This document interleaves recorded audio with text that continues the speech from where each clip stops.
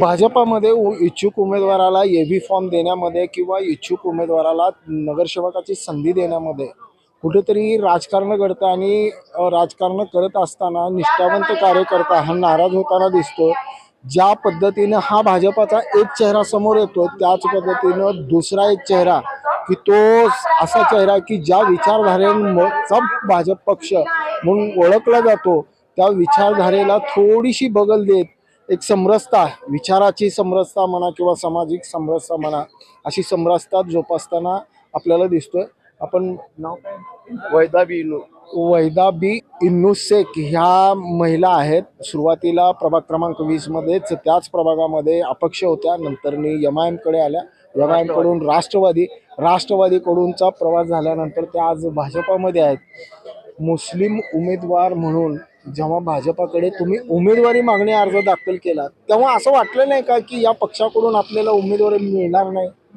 नाही, कसं आहे, मी काम करते ना, लोक मला काय म्हणते, तुम्ही कोणत्या पक्षामध्ये पण तुम्ही फॉर्म घ्या, आम्ही मतदान तुम्हाला करतो। नाही, मतदान हे तुमच्या बाजूने होईल या मताशी आम्ही सहमत आहोत, पण उमेदवारी भाजपाकडून मागताय हे आश्चर्य आहे। आणि ते धाडस कसं केलं तुम्ही? नाही म्हणजे कसं आहे, इथं मला तिकीट दिले नाही जनता, आपले शरद पवार अजितदादाकडनं आम्हाला घेऊन गेले, तिकीटची मागणी केली, परत तिकीट नाही दिले, तिकडे प्रवेश केले, मग परत मला इथं फॉर्म दिले, मी इथं फॉर्म मध्ये तुम्ही जेव्हा उमेदवारी अर्ज भरला त्यावेळेस तुम्ही मुलाखत दिली? उमेदवारीची हा दिले ना, दिले। कोण घेतली तुमची मुलाखत? बापूंनी त्यांची पार्टी म्हणजे सुभाष देशमुखांनी तुमची मुलाखत घेतली, पक्ष कार्यालयात तुम्ही मुलाखत दिली नाही? दिली। मला काय तुम्ही आता पहिल्यांदाच आहे का म्हणले, नाही 2-3दा मी निवडून आले नाही, तर असं एवढंच विचारलं। दुसरं आणखी कुठल्या पक्षात होतो वगैरे सांगितलं की पहिला पक्ष निवडून आले, मग राष्ट्रवादीमध्ये आले, MIM मध्ये आले, मी आता परत आले। आता मला सांगा, एकूण मतदार तुमचा कसा आहे, प्रभाग कसा आहे, किती समाजाचं कुणाचं प्राबल्य आहे? प्रभाग लई मोठा आहे। कुठला समाज जास्त? मुस्लिम समाज जास्त आहे। आता मुस्लिम समाज हा स्वीकारेल तुम्हाला भाजपा? 100% स्वीकारते, 100%, आणि मी निवडून येते पण, एवढा कॉन्फिडन्स आहे मला। काम करणाऱ्याच्या मागे आहे जनता, कोण बी उठला सुटला आणि पक्ष आणायचं उभारायचं असं नसतंय। सकाळी 7 ते 12 वाजेपर्यंत गटार असू दे, चेंबर असू दे, कुठली बी तक्रार असू दे, ते जाऊन स्वतःहून करतात ते। आणि एक मिनिट विधानसभा कुठल्या मतदारसंघाचा आहे?